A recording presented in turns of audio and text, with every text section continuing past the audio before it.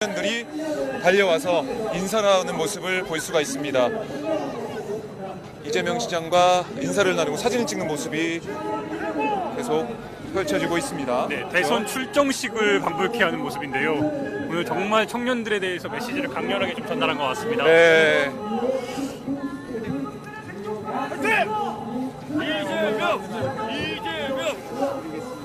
선생님 안녕하십니까, 오마이TV입니다. 떨어졌구나. 네네. 차가 저쪽에 있다고 하는데. 시장님, 이거 누가 그렇게 했습니까?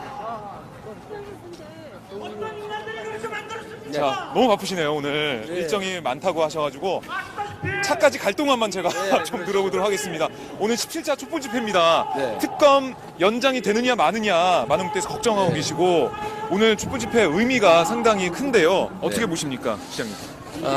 특검 연장, 대통령에 대한 탄핵, 이것은 뭐 국민의 열망이고 시대적인 그야말로 책무라고 할 수 있습니다. 네. 특검 연장을 정치적 이해관계 때문에 우리 국민들의 열망과 우리 그야말로 대한민국의 미래가 걸린 중요한 일임에도 불구하고 네.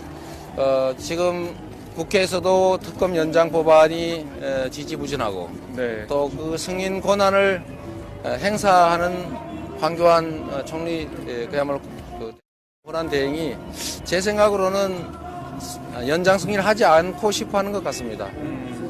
아마도 특검 연장이 될 경우에 본인도 수사의 대상이 될 가능성이 높기 때문에 네. 안 할 가능성이 높지만 그렇기 때문에 국민들 입장에서 또 반드시 특검 연장을 통해서 수사를 확대해야 됩니다. 네. 오늘의 우리 촛불 집회에 따라서 황교안 총리 대행의 생각도 바뀔 수 있기 때문에 좀 더 많은 사람들이 참여해서 네.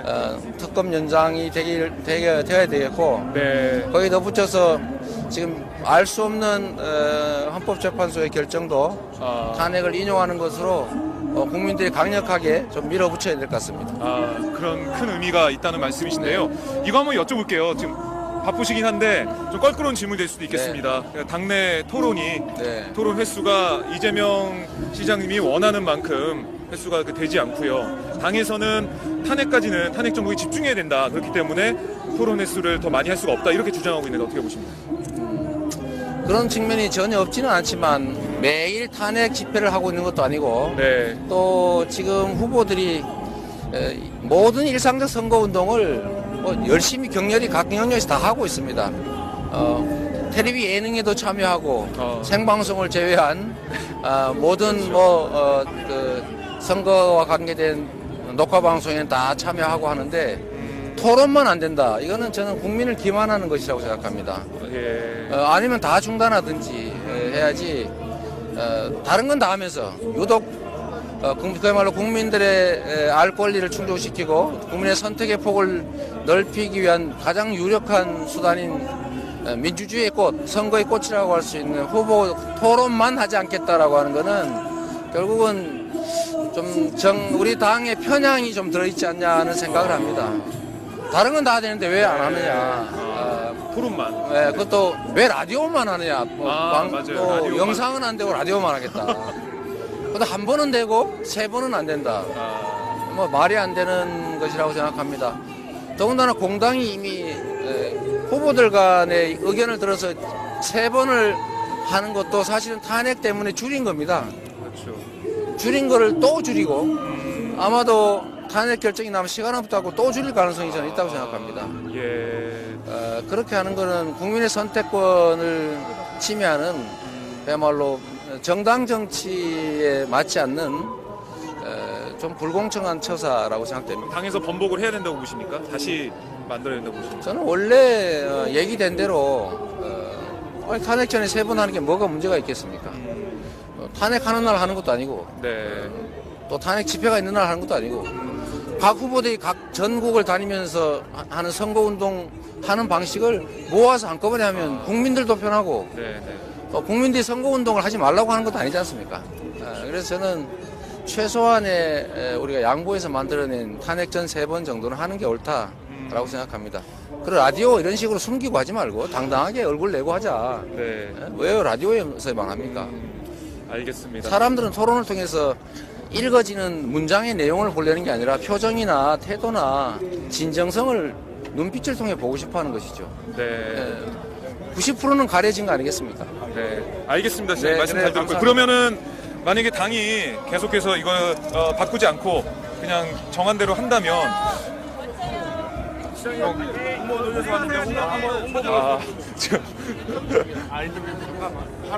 네. 그런다면 뭐 어떤 특단의 입장 발표나 그런 게 좀 있을까요? 저는 뭐 당이 상식과 국민의 요구에 따라서 네, 그야말로 상식적인 결정을 할 거라고 믿습니다. 네, 당이 특정 후보를 위한 도구가 아니고 우리 국민을 대표하는 또 야권 지지자들을 대리하는 헌법이 정한 이것도 하나의 국가 기구인데 네, 그냥 뭐 법과 상식에 따른 합당한 결정을 할 것으로 믿고 네, 또 그렇게 해 주시도록 좀 부탁드리고 싶습니다. 네. 알겠습니다, 시장님. 네, 감사합니다. 네, 말씀 잘 들었습니다. 네. 자, 이재명 시장의 말씀을 좀 들어봤습니다. 자, 다른 일정이 지금 많이 밀려있는 상황이라서 저희가 올해 그 인터뷰할 시간은 좀 없었는데요. 그래도 움직일 수가 없는 그런 상황이네요. 많은 분들께서 이재명 시장과 함께 인사를 하고 사진을 찍고 있는 모습입니다. 오늘 본집회 전에 참여 전에 오늘 북콘서트도 이 종로에서 예정돼 있다고 하더라고요. 네, 근데 네. 가야 되는데 이렇게 시민들이 네. 같이 이렇게 인사하고 동참하는 모습이 네. 예. 자, 이재명 시장의 모습. 뭐 이따 뭐 4시에 다시 이 광화문광장을 찾아서 촛불 집회에 참여한다라는 소식이 청년당 발기인 대회를 대한민국 5천만 국민과 함께 진심으로 축하드립니다. 여러분이 이 나라의 희망입니다. 축하합니다. 권리 위에 잠자는 자는 보호받지 못한다. 우리가 대한민국의 주인이고 여러분도 이 나라의 주인인데 왜 이 나라는 이 나라의 미래라고 할 수밖에 없는 청년들을 이렇게 학대하고 있겠습니까?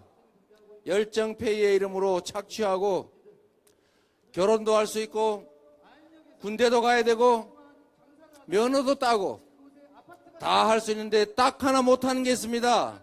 18세가 돼도 투표권을 주지 않습니다. 정상적인 나라입니까, 여러분? 비정상이 이 나라를 지배하고 있습니다. 이 나라의 모든 기회와 부는 특정 소수가 다 독점하고 있습니다. 이 나라가 갑자기 망했습니까? 왜 대한민국 이때만 우리 청년들은 부모보다도 더 나쁜 삶을 살아야 합니까? 역사적으로 단 한 번도 기성세대들이 우리 새로운 세대들을 보면서 나의 삶보다 더 어려운 삶을 살겠다고 생각한 시대는 없었습니다. 역사상 어떤 시기에도 새로운 세대가 아버지 세대보다도 더 나쁜 삶을 살게 되겠다고 생각하지 않았습니다. 언제나 내가 아버지보다는 할아버지보다는 더 나은 삶을 살게 될 것이라고 확신했고 또 실제로 그러했습니다. 그런데 어쩌다가 21세기 대한민국은 새로운 젊은 세대들이 나는 아버지보다도 더 좋은 삶을 살지 못할 거야. 나는 아버지 세대보다도 더 기회가 적어. 나는 아무리 노력해도 우리 아버지 세대들이 이루었던 그 새로운 성과를 만들어낼 수 없다고 생각하게 됐습니까? 그래서 모든 사람들이 좌절하게 됐습니다. 그래서 아이를 낳지 않습니다. 결혼하지 않습니다. 가족을 이루지 않습니다. 그래서 몇백 년이 지나면 대한민국은 멸종합니다. 이런 나라에는 희망이 없습니다. 이제 꺼져가는 희망을 살리고 우리의 분노를 희망으로 만들어서 새로운 나라, 희망 있는 나라 여러분과 함께 꼭 만들어야 됩니다. 그렇지 않습니까? 여러분이 희망입니다. 청년들이 직접 일선에 나서야 합니다. 청년들이 나서야 청년들을 무시하면 우리가 정치인들이 피해를 입을 수도 있구나 생각하게 됩니다. 청년에 대한 정책도 없고 청년을 담당하는 부서도 없고 청년들을 위한 어떤 배려도 없습니다. 온 나라 청년들이 해렐조선을 외치면서 대한민국 탈출을 꿈꾸게 만들었음에도 불구하고 누구도 청년들을 실제로 위해주지 않습니다. 이제는 바로 청년 여러분 스스로가 나서야 합니다. 여러분들이 가져야 될, 여러분들이 원래 몫이었던 기회를 여러분들 스스로의 힘으로 되찾아야 합니다. 여러분의 미래와 여러분들을 위한 정책과 여러분들을 위한 배려를 여러분들이 기다릴 것이 아니라 여러분들이 나서서 스스로 만들어 가야 합니다. 그렇게 해주시겠습니까? 정치란 우리 사회가 가진 자원과 기회와 소득과 역량을 골고루 나누는 일을 하는 겁니다. 정치는 힘센 강자들을 보호하는 것이 아니라 강자들의 횡포를 억제하고 다수의 약자를 위해서 기능해야 됩니다. 그런데 우리의 현실은, 우리의 정치는, 우리의 행정은 어떻습니까? 국민이 맡긴 권력을 국민 다수를 위해서 행사하는 게 아니라 소수의 권력자들을 위해서 행사하고 그걸 통해서 우리가 맡긴 권력을 이용해서 사적 이익을 추구했습니다. 가장 나쁜 극단적 사례가 바로 박근혜 최순실 게이트일 뿐이지, 이 잘못된 구조는 과거 70년을 관통해서 한 번도 바뀐 일이 없습니다. 이제 혁명적 변화의 그 시기가 왔습니다.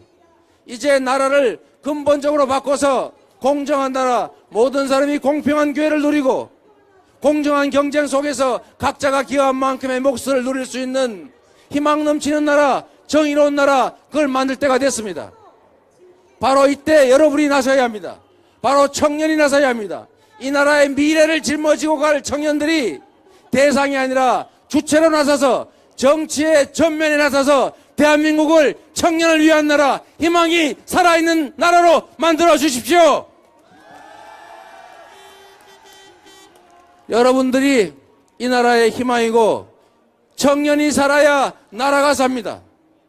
청년이 기회를 누리고 대한민국이 내가 일하면, 내가 노력하면 그만큼 나의 몫이 보장되는 기회가 넘치는 나라라고 믿어질 때, 그런 나라가 우리 앞에 펼쳐져 있다고 믿어질 때 우리의 청년들은 희망을 가질 겁니다. 여러분이 대한민국의 희망입니다. 여러분들이 대한민국의 미래를 만들어 주십시오. 발기대회를 축하드립니다. 감사합니다.